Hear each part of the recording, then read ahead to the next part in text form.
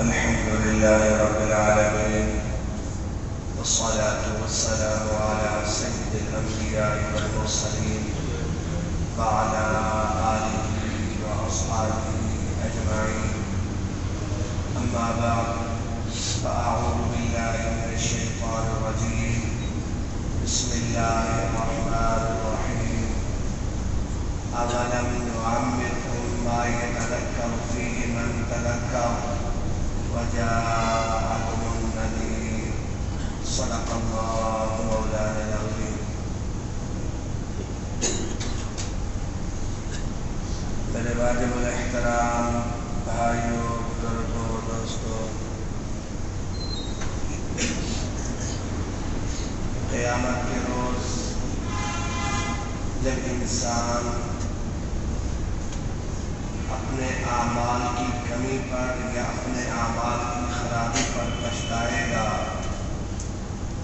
تو اس وقت وہ حسرت کر رہا ہوگا، اے کاش ہمیں صرف ایک چانس مل جائے، ہمیں صرف ایک موقع دے دیا جائے کہ ہم دنیا میں جائیں اور جو وقت ہم نے برباد کیا تھا، جو ٹائم ہم نے ضائع کیا تھا، اس کا ہم ازالہ کریں، اس کا تدارک کریں، اس کی تلافی کریں۔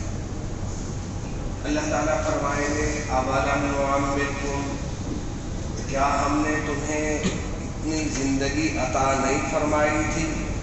یتذکر فیہ من تذکر، کہ اگر کوئی شخص اس زندگی کے اندر 30 سالہ، 40 سالہ، 50 سالہ، 60 سالہ اس زندگی کے اندر اگر کوئی شخص نصیحت حاصل کرنا چاہتا تو نصیحت حاصل کر سکتا تھا۔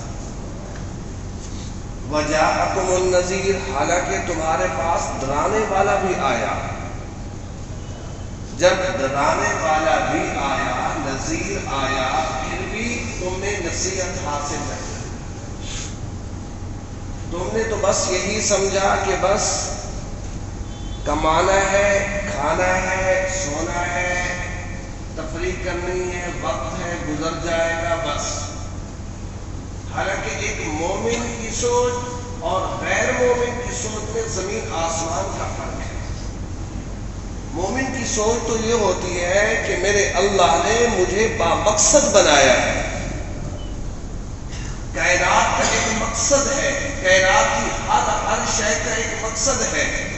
میرے اللہ نے مجھے انسان بنایا ہے تو میرا بھی مقصد ہے کہ میں اپنے اوقات زندگی کو برباد نہ کروں، زندگی کا ایک ایک منٹ، ایک ایک لمحہ توڑ توڑ کر خرچ کروں۔ وجاءکم النذیر، کہ ڈرانے والا بھی آیا۔ نذیر سے مراد کیا ہے؟ نذیر سے مراد نبی کریم صلی اللہ علیہ وسلم ہے، اور نذیر سے مراد